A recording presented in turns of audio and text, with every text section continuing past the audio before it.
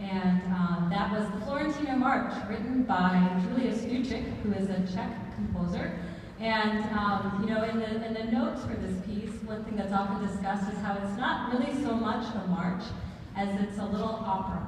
And you can kind of picture the melodies in this march to use to depict, you know, people, crowds of people talking, and the low brass kind of signify this, oh yeah, sort of sound. And then this beautiful song-like trio with a strong ending. So it's always fun to open a program with the Florentine.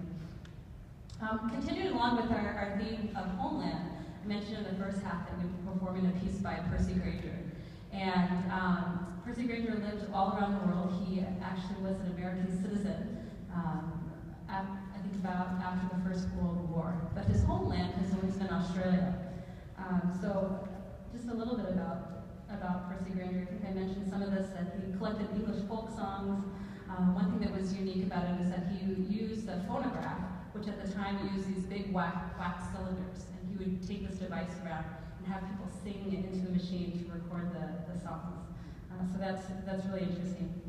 This piece, Colonial Song, is an original tune, so not a folk melody, but it's also known as the walking tune. There's a little some quintet and younger band arrangements called the Australian country tune, and so that's the same melody here.